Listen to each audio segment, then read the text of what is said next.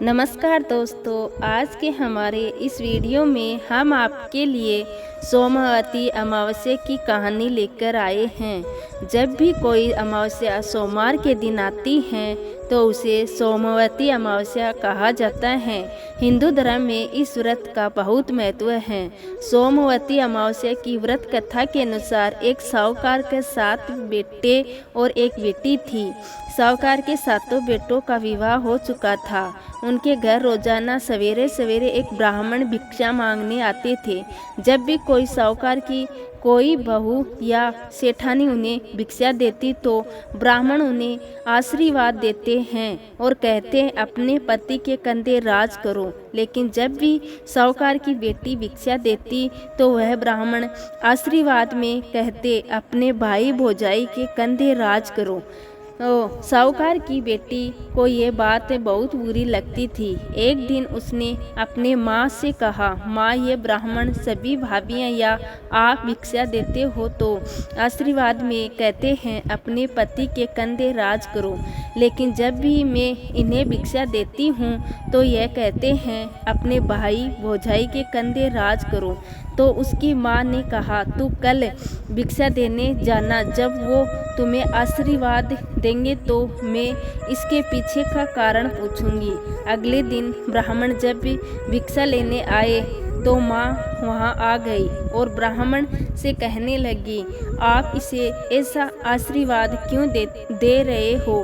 तब ब्राह्मण ने कहा, क्योंकि इसकी किस्मत में सुहाग नहीं है। तब सेठानी ने ब्राह्मण से इसका कोई उपाय पूछा। तब वह ब्राह्मण बोले, यदि सोहा धोबन इसकी शादी में आकर आशीर्वाद दे तो इसका पति बच सकता है। तो उसकी माँ पूछती हैं, सोहा धोबन कहाँ रहती हैं? ब्राह्मण बोले, 7 समुंदर पार सोना धोबन का गांव है। तब सेठानी ने अपने बेटों से कहा, सोहा धोबन के गांव बहन को लेकर जाना है। 6 बेटों ने तो मना कर दिया, परंतु 7वां बेटा तैयार हो जाता है। दोनों भाई बहन सोना धोबन के लिए रवाना होते हैं। नदी के किनारे दोनों एक पेड़ के नीचे बैठ जाते हैं। उसी समय पेड़ के नीचे से एक सांप निकलता है और पेड़ के ऊपर चढ़ने लगता है। उसी समय बहन की नज़र सांप पर पड़ जाती है। वो अपने भाई से कहती हैं, देखो भाई, पेड़ पर किसी का घोंसला है और उसमें नन्हे नन्हे बच्चे हैं। ये सांप उन बेचारे बच्चे को खा जाएगा और पक्षी आकर यह देखेंगे तो उन्हें कितना दुख होगा। तब भाई उस सांप को मारकर वहीं टोकरी से ढक देता है। शाम को एक हंस और हंसनी का जोड़ा उस तरफ आता है तो अपने घोंसले के आसपास और पेड़ पर खून देखकर वो डर जाते हैं। उन्हें लगता है कि उन दोनों भाई बहन ने उनके बच्चों को मार दिया और वे वहां आते ही उन दोनों को चोंच मारने लगते हैं।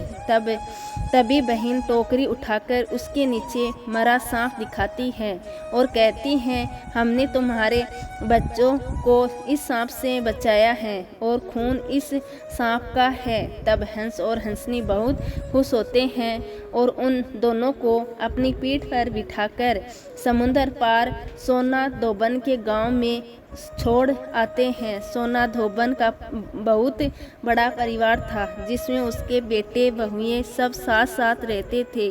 साहूकार का बेटा और बेटी उस गांव में घर लेकर रहने लगे। रोजाना रात को साहूकार की बेटी सोना धोबन के घर जाती और खाना पानी साफ सफाई घर के सभी काम करके सुबह होने से पहले अपने घर वापस लौट आती थी।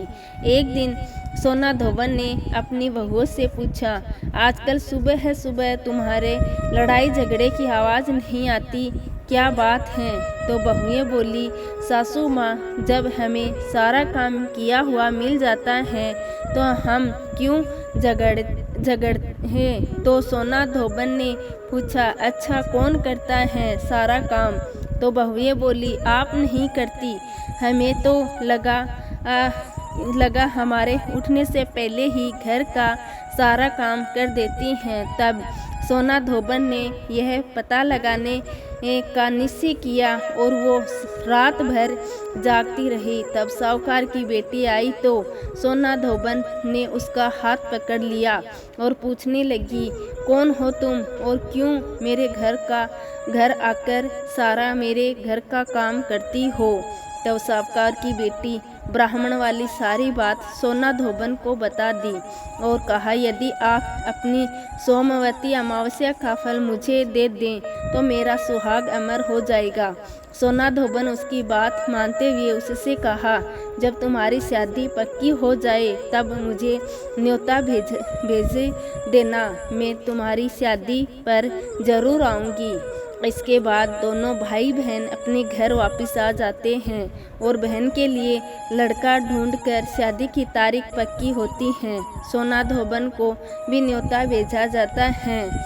शादी के दिन फेरों के ठीक बाद एक सांप आता है और दूल्हे को डस लेता है, जिससे दूल्हा मर जाता है।